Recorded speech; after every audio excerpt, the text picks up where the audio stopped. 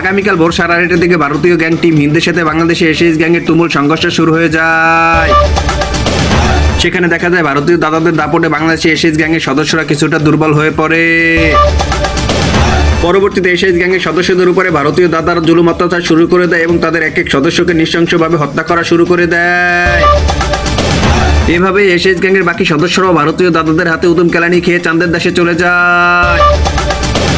ঠিক তখনই নিজেদের দেশীয় ভাইদের হত্যার প্রতিশোধ নেওয়ার জন্য বাংলার বাখ্যাত টিএসি গ্যাংয়ের সদস্যরা সেখানে পৌঁছে যায়।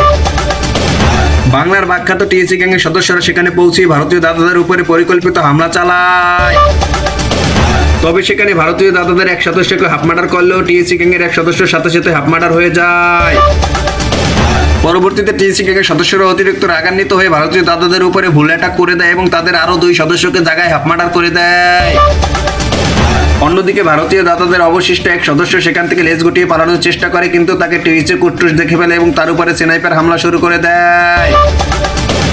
অবশেষে টিএসির হাত সেই সদস্যকে 5 শট দিয়ে মাথায় লাল বাতি জ্বালিয়ে বাংলাদেশি বর্ডার পার করে ভারতে পাঠিয়ে দেয়। গোপন সূত্রের ভিত্তিতে জানা যায় ভারতীয় গ্যাং টিম হিন্দের সাথে বাংলাদেশের টিএসি গ্যাংয়ের শত্রুতা আরো কিছুদিন আগে থেকেই শুরু হয়েছিল। জানা যায় টিএসি গ্যাংয়ের সদস্যরা একটি ভুলের কারণে ভারতীয় দাদাদের হাতে তাদের গ্যাংয়ের সকল সদস্যরা মারা খেয়ে গেছিল।